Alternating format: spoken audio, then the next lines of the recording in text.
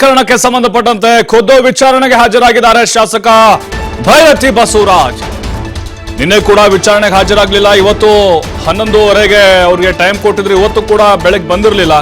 ಈಗ ಖುದ್ದು ಭೈರತಿ ಬಸವರಾಜ್ ಅವರೇ ಬಂದಿದ್ದಾರೆ. ಬಂಧನದ ಭೀತಿ ಬಹುಶಃ ಕಾಡ್ತಿದೆ ಅಂತ ಅನ್ನಿಸ್ತಾ ಇದೆ ಭೈರತಿ ಬಸವರಾಜ್ ಅವ್ರಿಗೆ. ಅವರೇ ಈಗ ಪೊಲೀಸರ ಮುಂದೆ ಹಾಜರಾಗಿದ್ದಾರೆ. ಪ್ರಕರಣದ 5ನೇ ಆರೋಪಿಯಾಗಿದ್ದಾರೆ. ನೋಡ್ತಾ ಇದ್ದೀವಿ ಭೈರತಿ ಬಸವರಾಜ್ ಓಡೋಡಿ ಹೋಗ್ತಾ ಇದ್ದಾರೆ ಭಾರತಿ ನಗರ ಪೊಲೀಸ್ ಸ್ಟೇಷನ್ಗೆ. ತನಿಖಾಧಿಕಾರಿ ಮುಂದೆ ಈಗ ಹಾಜರಾಗಿದ್ದಾರೆ. ಆರಂಭದಲ್ಲಿ ವಕೀಲರನ್ನ ಕಳಿಸ್ಕೊಟ್ಟಿದ್ರು. ಕೋರ್ಟ್ ಕೂಡ ಹೇಳಿತ್ತು, ಕೋರ್ಟ್ ಮೊರೆ ಹೋಗಿದ್ರು ಅವರು, ನನ್ನ ಮೇಲೆ FIR ರದ್ದು ಮಾಡಬೇಕು ಅಂತೇಳಿ. ಆದರೆ ಕೋರ್ಟ್ ಕೇಳಲಿಲ್ಲ. ವಿಚಾರಣೆಗೆ ಹಾಜರಾಗಬೇಕು, ನೀವು ತನಿಖೆಗೆ ಸಹಕಾರ ಕೊಡಬೇಕು ಅಂತ ಹೇಳಿತ್ತು ಕೋರ್ಟು. ಹಾಗಾಗಿನೇ ಈಗ ಎದ್ನೋ ಬಿದ್ನೋ ಅಂತೇಳಿ ಭೈರತಿ ಬಸವರಾಜ್ ಖುದ್ದು ಠಾಣೆಗೆ ಅವರೇ ವಿಚಾರಣೆಗೆ ಹಾಜರಾಗಿದ್ದಾರೆ.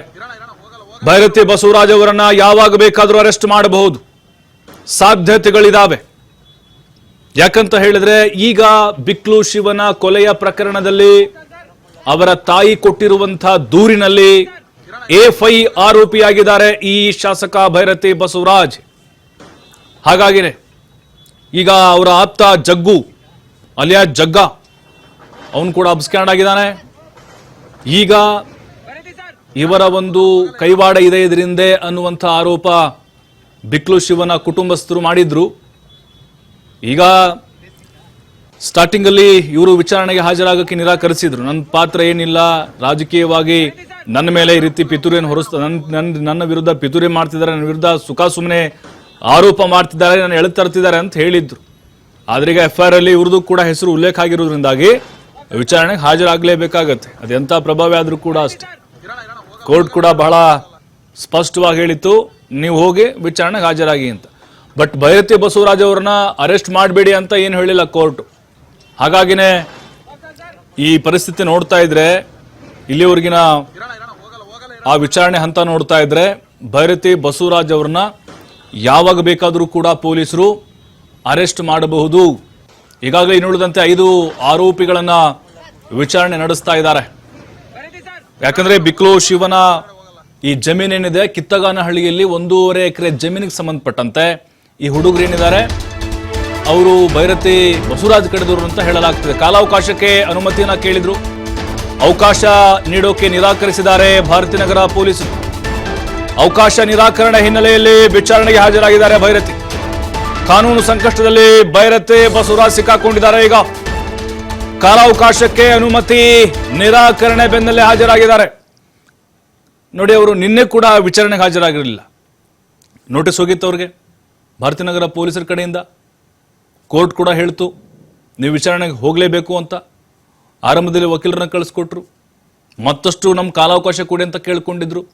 ಆದರೆ ಈಗ ನಿಮಗೆ ಕಾಲಾವಕಾಶ ಕೊಡೋಕ್ಕಾಗೋದಿಲ್ಲ, ವಿಚಾರಣೆಗೆ ನೀವು ಬರಲೇಬೇಕು ಅಂತ ಪೊಲೀಸರು ಹೇಳಿದಾಗ ಈಗ ಖುದ್ದು ಅವರೇ ಬಂದಿದ್ದಾರೆ. ನೋಡ್ತಾ ಇದ್ದೀವಿ ಬಹಳ ಟೆನ್ಷನ್ ಅಲ್ಲಿ ಭೈರತಿ ಹೋಗ್ತಾ ಇರೋದನ್ನ. ಟೆನ್ಷನ್ ಅಲ್ಲಿ ಇದ್ದಂಗೆ ಕಾಣಿಸ್ತಾ ಇದ್ದಾರೆ. ಯಾವಾಗ ಬೇಕಾದರೂ ಕೂಡ ಭಾರತಿ ನಗರ ಪೊಲೀಸರು ಅವರನ್ನ ಅರೆಸ್ಟ್ ಮಾಡಬಹುದು. ಈಗ ಸದ್ಯಕ್ಕೆ ಅವರ ವಿಚಾರಣೆ ನಡೀತಾ ಇದೆ.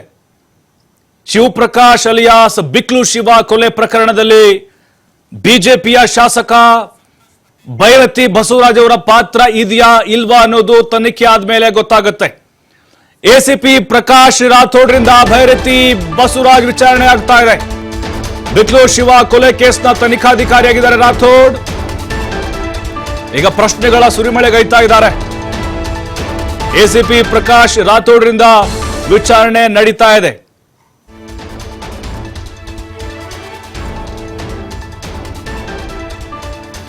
ಮತ್ತಷ್ಟು ಮಾಹಿತಿ ಸಂತೋಷ್ ಪಟೇಲ್ ನಿಂತರೆ. ಸಂತೋಷ್, ಅಂತೂ ಇಂತೂ ಭೈರತಿ ವಿಚಾರಣೆಗೆ ಹಾಜರಾಗಿದ್ದಾರೆ.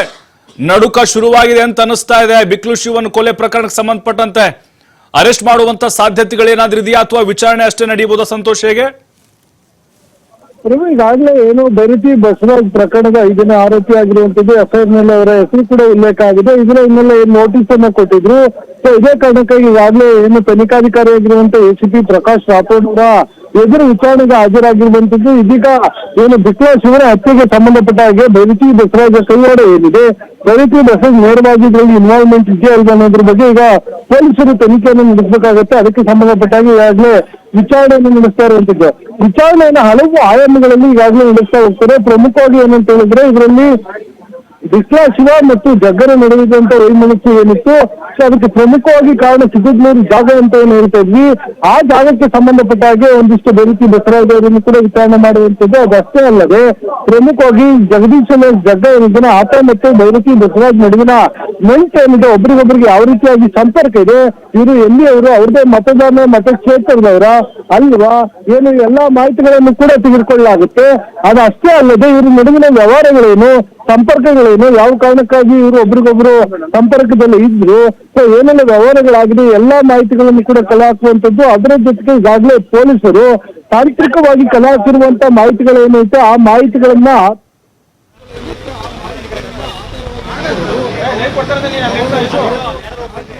ಈಗ ಬೇರೆ ಬೇರೆ ಮಾಹಿತಿಗಳನ್ನ ಆಧಾರವಾಗಿ ಇಟ್ಕೊಂಡು ವಿಚಾರಣೆಯನ್ನು ನಡೆಸುವಂತದ್ದು. ಸದ್ಯ ಈಗ ತನಿಖಾಧಿಕಾರಿ ಮುಂದೆ ಹಾಜರಾಗಿರುವಂತದ್ದು. ಪ್ರಭು, ಅಂದ್ರೆ ಸಂತೋಷ್, ಈಗ ಕೋರ್ಟ್ ಕೂಡ ಹೇಳಿದೆ ಅವರು ತನಿಖೆಗೆ ಹಾಜರಾಗಲೇಬೇಕು, ವಿಚಾರಣೆಯನ್ನ ಎದುರಿಸಲೇಬೇಕು ಅಂತ ಹೇಳಿ. ಅವ್ರನ್ನ ಅರೆಸ್ಟ್ ಮಾಡಬೇಕು ಅಥವಾ ಮಾಡಬಾರ್ದು ಅನ್ನುವಂಥದ್ದನ್ನು ಕೂಡ ಕೋರ್ಟ್ ಹೇಳಿಲ್ಲ. ಹಾಗಾಗಿನೇ ಈ ವಿಚಾರಣೆ ಹಂತ ನೋಡ್ತಾ ಇದ್ರೆ, ಇನ್ನುಳಿದಂತಹ ಆರೋಪಿಗಳ ಸ್ಟೇಟ್ಮೆಂಟು ಇವೆಲ್ಲ ಬೆಳವಣಿಗೆ ನೋಡ್ತಾ ಇದ್ರೆ ಅರೆಸ್ಟ್ ಆಗ್ಬಹುದಾ, ಯಾವ ಹಂತದಲ್ಲಿ ಬೇಕಾದ್ರು ಅಂತ? ಖಂಡಿತವಾಗಿಯೂ ಪ್ರಭು, ಏನಂತ ಹೇಳಿದ್ರೆ ಈಗಾಗಲೇ 5 ಜನ ಆರೋಪಿಗಳನ್ನು ಬಂಧನ ಮಾಡಲಾಗಿದೆ. 5 ಜನ ಆರೋಪಿಗಳು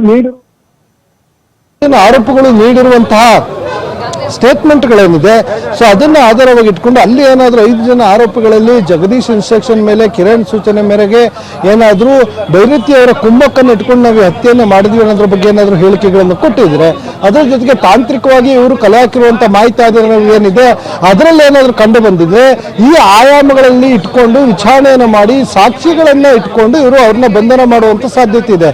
ಒಂದ್ ವೇಳೆ ಇವ್ರ ವಿರುದ್ಧ ಯಾವುದೇ ಸಣ್ಣ ಪುಟ್ಟ ಸಾಕ್ಷ್ಯಾಧಾರಗಳು ಸಿಕ್ಕಿದ್ರು ಕೂಡ ಬಂಧನ ಮಾಡಬೇಕಾಗುತ್ತೆ.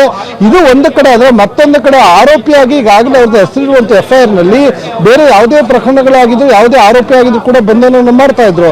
ಸೊ ಈ ಪ್ರಕರಣದಲ್ಲಿ ಯಾಕೆ ಅವ್ರನ್ನ ಬಂಧನ ಮಾಡೋದಿಲ್ಲ ಅನ್ನೋದು ಇಲ್ಲಿ ಅತ್ಯಂತ ಪ್ರಮುಖವಾಗಿರುವಂತ ಪ್ರಶ್ನೆ. ಇದೇ ಕಾರಣಕ್ಕಾಗಿ ಇವ್ರನ್ನು ಕೂಡ ಬಂಧನ ಮಾಡಿದ್ರು ಆಶ್ಚರ್ಯ ಪಡಬೇಕಾಗಿಲ್ಲ ಪ್ರಭು. ಅಂದ್ರೆ ಸಂತೋಷ್, ಈಗ ನಾವು ಗಮನಿಸ್ತಾ ಇದ್ದೀವಿ, ವಿಜುವಲ್ಸ್ ಅಲ್ಲಿ ನೋಡ್ತಾ ಇದ್ವಿ, ಭರತಿ ಸ್ಟೇಷನ್ಗೆ ಟೆನ್ಷನ್ ಅಲ್ಲೇ ಬಂದಂಗಿದೆ. ಅಂದ್ರೆ ಆತಂಕ ಕಾಡ್ತಾ ಇರ್ಬೋದಾ? ಬಂಧನದ ಭೀತಿ ಭೈರತಿ ಬಸವರಾಜ್ ಮುಖಭಾವದಲ್ಲಿ ಕಾಣಿಸ್ತಾ ಇತ್ತು ಅಲ್ಲಿ ಬಂದಾಗ? ಪ್ರಭು, ಈಗ ಬಂದಿರೋದಂತ ನೋಡಿದ್ರೆ ತುಂಬಾ ಪೀಸ್ಫುಲ್ ಆಗಿ ಬಂದಂಗೆ ಕಾಣ್ತಾ ಇರುವಂತದ್ದು. ಯಾವುದೇ ರೀತಿ ಬಂಧನದ ಭೀತಿ ಅವರಲ್ಲಿ ಇದೆ ಅಂತ ಹೇಳಲಿಕ್ಕೆ ಆಗೋದಿಲ್ಲ. ಯಾಕಂತ ಹೇಳಿದ್ರೆ ಆ ರೀತಿಯ ಬಂಧನದ ಭೀತಿ ಇತ್ತು ಅಂತ ಹೇಳಿದ್ರೆ ಅದಕ್ಕೆ ಸರಿಯಾದ ರೀತಿ ಅವರು ಒಂದು ಸಮಯಾವಕಾಶವನ್ನು ಕೋರಬಹುದಿತ್ತು, ಇಲ್ಲ ಹೋಗಿ ಆಸ್ಪತ್ರೆಗಳಲ್ಲಿ ದಾಖಲಾಗಬಹುದಿತ್ತು, ಸೊ ಕೋರ್ಟ್ಗೆ ಬೇರೆ ರೀತಿಯ ರೀಸನ್ಗಳನ್ನು ಕೊಡಬಹುದಿತ್ತು. ಆದರೆ ಕೋರ್ಟ್ನ ಸೂಚನೆ ಮೇರೆಗೆ ಬಂದಿರುವಂಥದ್ದು. ಅದ್ರ ಜೊತೆಗೆ ಇದ್ರಲ್ಲಿ ನಾನು ಯಾವುದೇ ಇನ್ವಾಲ್ವ್ಮೆಂಟ್ ನಂದಿಲ್ಲ, ಹೀಗಾಗಿ ನಾನು ವಿಚಾರಣೆಗೆ ಹಾಜರಾಗಿದ್ದೀನಿ ಅನ್ನೋದನ್ನು ಕೂಡ ಅವರು ತೋರಿಸ್ಕೊಳ್ಬೇಕಾಗುತ್ತೆ. ಈ ಕಾರಣಕ್ಕಾಗಿ ವಿಚಾರಣೆಗೆ ಹಾಜರಾಗಿದ್ರು. ಅದರ ಜೊತೆಗೆ ಕೋರ್ಟ್ ಸೂಚನೆ, ಒಂದು ವೇಳೆ ಕೋರ್ಟ್ ಸೂಚನೆಯನ್ನು ಇವರೇನಾದರೂ ಧಿಕ್ಕರಿಸಿದ್ರೆ ಪೊಲೀಸರು ಯಾವುದೇ ಕ್ಷಣದಲ್ಲೂ ಬೇಕಾದ್ರೆ ಹೋಗಿ ಅವ್ರನ್ನ ಬಂಧನವನ್ನು ಮಾಡಲಿಕ್ಕೆ ಅವಕಾಶಗಳಿರುತ್ತೆ. ಇದು ಕೂಡ ಪೊಲೀಸರಿಗೆ ಗ್ರೌಂಡ್ಸ್ ಆಗುತ್ತೆ. ಈ ಕಾರಣಕ್ಕಾಗಿ ಟೆಕ್ನಿಕಲಿ ನನ್ನ ಬಂಧನ ಮಾಡಲಿಕ್ಕೆ ನಾನೇ ಅವಕಾಶವನ್ನ ಮಾಡಿಕೊಡಬಾರ್ದು. ಈ ಕಾರಣಕ್ಕೂ ಕೂಡ ಅವ್ರ ಬಂಧನ ಆಶ್ಚರ್ಯವನ್ನು ಪಡಬೇಕಾಗಿಲ್ಲ. ಆದರೆ ಪೊಲೀಸರು ಆರೋಪಿಯನ್ನು ಇವತ್ತೇ ಬಂಧನ ಮಾಡಬೇಕು ಅಂತ ಏನಿಲ್ಲ. ವಿಚಾರಣೆಗೆ ಕರೆದು ವಿಚಾರಣೆ ನಡೆಸಿದ ನಂತರ ಮತ್ತೊಂದು ದಿನ ವಿಚಾರಣೆಗೆ ಹಾಜರಾಗಲಿಕ್ಕೆ ನೋಟಿಸ್ ಕೊಡೋ ಸಾಧ್ಯತೆ ಇರುತ್ತೆ. ನೋಟಿಸ್ ಅನ್ನು ಕೊಟ್ಟ ಬಳಿಕ ಮತ್ತೊಂದು ದಿನ ವಿಚಾರಣೆಗೆ ಬಂದಾಗ ಸಾಕ್ಷ್ಯಾಧಾರಗಳು ಇದ್ದಿದ್ದೇ ಆದಲ್ಲಿ ಅವ್ರನ್ನ ಬಂಧನ ಮಾಡಬಹುದು. ಇಲ್ಲಾಂದ್ರೆ ಇವತ್ತೇ ಬಹುತೇಕವಾಗಿ ಅವ್ರನ್ನ ಬಂಧನ ಮಾಡಿದ್ರು ಕೂಡ ಏನು ಆಶ್ಚರ್ಯ ಪಡಬೇಕಾದ ಸಾಧ್ಯತೆಗಳಿಲ್ಲ. ಅವ್ರನ್ನ ಆಶ್ಚರ್ಯವನ್ನು ಪಡಬೇಕಾಗಿಲ್ಲ. ಯಾವ ಕ್ಷಣದಲ್ಲಿ ಬೇಕಾದ್ರೂ ಬಂಧನವನ್ನು ಮಾಡಬಹುದು. ಪ್ರಭು, ಸಂತೋಷ್ ಪಟೇಲ್, ಈಗ ಈ ಅವ್ರ ಮೇಲೆ FIR ಆದ್ಮೇಲೆ ಅವರು ವಿಚಾರಣೆಗೆ ಕರೆಯೋದಾಗಿರ್ಬೋದು, ಈ ತನಿಖೆ ವೇಳೆ ಪೊಲೀಸರ ಒಂದು ನಿರ್ಲಕ್ಷ್ಯ ಏನಿದೆ ಅದರ ಬಗ್ಗೆ ಕೂಡ ಆರೋಪಗಳು ಕೇಳಿ ಬರ್ತಿತ್ತು, ಆ ಕುಟುಂಬಸ್ಥರು ಮಾಡ್ತಾ ಇದ್ರು. ಇದ್ರ ಬಗ್ಗೆ ಏನೆಲ್ಲ ಮಾಹಿತಿ ಇದೆ ಅಂತ? ಪ್ರಭು, ಇದು ಡಿಫ್ರೆಂಟ್ ಇಶ್ಯೂ ಆಗುತ್ತೆ. ಪೊಲೀಸರು ಮೇಲೆ ಎಲ್ಲ ಆರೋಪಗಳು ಬರುವಂಥದ್ದು ಸಾಮಾನ್ಯವಾಗಿ ಬರುತ್ತೆ. ಆದರೆ ಈ ವಿಚಾರದಲ್ಲಿ ಇದು ಡಿಫ್ರೆಂಟ್ ಇಶ್ಯೂ ಯಾಕಾಗುತ್ತೆ ಅಂದರೆ, ಈ ಹಿಂದೆ ಬಿಕ್ಳು ಶಿವ ಕೊಟ್ಟಿದ್ದಂಥ ದೂರಿಗೆ ಆಧರಿಸಿ ಅವರು ಎಲ್ಲಿಗೆ ದೂರನ್ನು ಕೊಟ್ಟಿದ್ರು, ಸೊ ಅದನ್ನು ಯಾರು ಇನ್ಸ್ಟ್ರಕ್ಷನ್ ಕೊಡ್ತಾರೆ, ಪೊಲೀಸ್ ಆಯುಕ್ತರಿಗೆ ಕೊಟ್ಟಿದ್ರು, ಪೊಲೀಸ್ ಆಯುಕ್ತರು ಅಡಿಷನಲ್ ಕಮಿಷನರ್ ಕೊಟ್ರ, DCPಗೆ ಹೇಳಿದ್ರ, ACPಗೆ ಹೇಳಿದ್ರ, ಇಲ್ಲ ಸ್ಥಳೀಯ ಇನ್ಸ್ಪೆಕ್ಟರ್ಗೆ ಹೇಳಿದ್ರ ಅನ್ನೋದು ಇಲ್ಲಿ ಪ್ರಶ್ನೆ ಆಗುತ್ತೆ.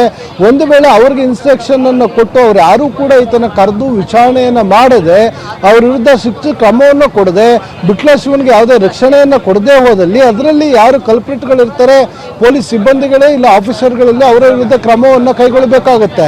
ಇಲ್ಲ ಅಂತ ಹೇಳಿದ್ರೆ ಈ ಪ್ರಕರಣ ಅಂದರೆ ಈಗ ತನಿಖಾಧಿಕಾರಿಗಳ ಮುಂದೆ ಹಾಜರಾಗಿರುವಂಥದ್ದು ಬಿಟ್ಲ ಶಿವ ಹತ್ಯೆ ಹಿಂದೆ ಏನು ಭೈರತಿ ಅವರ ಕೈವಾಡ ಇದೆ, ಇವರೇ ನೇರವಾಗಿ ಜಗ್ಗನ ಮುಖಾಂತರ ಹತ್ಯೆಯನ್ನು ಮಾಡಿಸಿದ್ದಾರೆ. ಬಿಕಾಸ್ ಆಫ್ ಕಿತ್ತಗನೂರಲ್ಲಿರುವಂಥ 1 ಎಕರೆ ಜಮೀನಿಂದ ಆ ಜಮೀನಿಗೆ ಸಂಬಂಧಪಟ್ಟಾಗಿ ಇವ್ರನ್ನ ಹತ್ಯೆಯನ್ನು ಮಾಡಿಸಿರುವಂಥದ್ದು. ಈ ಹಿಂದೆ ಕೂಡ ಜಗ ಇರ್ಬೋದು ಅಥವಾ ಬಾಮೈದ ಕಿರಣ ಇರ್ಬೋದು, ಎಲ್ಲರೂ ಕೂಡ ಬೆದರಿಕೆಗಳನ್ನು ಹಾಕ್ತಿದ್ರು ಅಂತ ಹೇಳಿ ಆರೋಪವನ್ನು ಮಾಡಿದ್ರು. ಸೊ ಇದರಲ್ಲಿ ಏನೇ ಆರೋಪವನ್ನು ಮಾಡಿದರೆ ಹತ್ಯೆಯನ್ನು ಮಾಡಿದಂಥ ಸಂದರ್ಭದಲ್ಲಿ ಎಲ್ಲ ಹತ್ಯೆಯನ್ನು ಮಾಡಲಿಕ್ಕೆ ಭೈರತಿಯವರ ಇನ್ವಾಲ್ವ್ಮೆಂಟ್ ಏನಿದೆ ಅನ್ನೋದು ಪೊಲೀಸರು ಪ್ರೂವ್ ಮಾಡಬೇಕಾಗುತ್ತೆ. ಅದಕ್ಕೆ ಸಾಕ್ಷ್ಯಾಧಾರಗಳಿಲ್ಲದೆ ಯಾವುದೇ ಹಂತದಲ್ಲೂ ಇವರು ಅದನ್ನು ಬಂಧಿಸಲಿಕ್ಕೆ ಅವಕಾಶಗಳಿರಲ್ಲ. ಅದರ ಜೊತೆ ಕೊಡ್ತಾರೆ, ಇದನ್ನು ಕೂಡ ತನಿಖಾಧಿಕಾರಿಯ ವಿವೇಚನೆಗೆ ಬಿಟ್ಟಿರುವಂತದ್ದು. ಆದ್ರೆ ಜಗ್ಗ ಮತ್ತು ಭೈರತಿ ಅನ್ನೋದ್ರೆ ಇಬ್ಬರೂ ನಡುವೆ ಕೂಡ ಸಾಕಷ್ಟು ಸಂಪರ್ಕಗಳಿಗೆ, ಇವರು ಒಬ್ರಿಗೊಬ್ರು ಹಲವು ವರ್ಷಗಳಿಂದ ಇವರು ಪರಿಚಯ ಇದ್ದಾರೆ, ಹಲವು ವ್ಯವಹಾರಗಳಲ್ಲಿ ಭಾಗಿಯಾಗಿದ್ದಾರೆ ಅನ್ನೋದು ಇಲ್ಲಿ ಪ್ರಮುಖವಾಗಿ ಕಂಡು ಬರ್ತಾ ಇರುವಂತದ್ದು. ಸಂತೋಷ್, ಬರ್ತೀನಿ ನಿಮ್ಮ ಹತ್ರ. ಮತ್ತೆ ಹಾಗೆ ಇರಿ, ಮತ್ತೊಂದು ಅಪ್ಡೇಟ್ ಇದೆ, ಅದನ್ನು ಕೂಡ ನಾವು ಗಮನಿಸ್ತಾ ಹೋಗೋಣ. ಭಾರತೀನಗರ ಠಾಣೆಯಲ್ಲಿ ಭೈರತಿ ಬಸವರಾಜ್ ವಿಚಾರಣೆ ನಡೀತಾ ಇದೆ. ಪ್ರಶ್ನೆಗಳ ಸುರಿಮಳೆ ಸುರಿಸ್ತಾ ಇದ್ದಾರೆ. ACP ಪ್ರಕಾಶ್ ರಾಥೋಡ್ ಸಾಕ್ಷಿ ಇಟ್ಟ ಪ್ರಶ್ನೆ ಕೇಳ್ತಾ ಇದ್ದಾರೆ. A1 ಆರೋಪಿ ಜಗದೀಶ್ ಅಲಿಯಾ ಜಗ್ಗನ ಜೊತೆಗಿನ ಸಂಪರ್ಕದ ಸಾಕ್ಷಿ ಇದು. ಫೋನ್ ಕಾಲ್ ಡೀಟೇಲ್ಸ್, ಫೋಟೋಗಳು, ವಿಡಿಯೋಗಳು, ಖಾಸಗಿ ಕಾರ್ಯಕ್ರಮದಲ್ಲಿ ಒಟ್ಟಾಗಿ ಇಬ್ರು ಕೂಡ ಭಾಗಿಯಾಗಿರುವಂತಹ ಸಾಕ್ಷಿಗಳು. ಪ್ರಕರಣದ ಪ್ರಮುಖ ಆರೋಪಿ ಜೊತೆ ನಿಮಗಿರುವಂತ ಸಂಬಂಧ ಏನು? ನಿಮ್ಗೆ ಜಗದೀಶ್ ಅಲಿಯಾ ಜಗ್ಗನ ಪರಿಚಯ ಇದೆಯಾ ನೋಡಿ? ಯಾಕಂದ್ರೆ ಆ ಜಗ್ಗನ್ ಜೊತೆಗೆ ಇರುವಂತಹ ಫೋಟೋಗಳು ಕೆಲವೊಂದಿಷ್ಟು ಸೋಷಿಯಲ್ ಮೀಡಿಯಾದಲ್ಲಿ ವೈರಲ್ ಆಗ್ತಾ ಇದಾವೆ.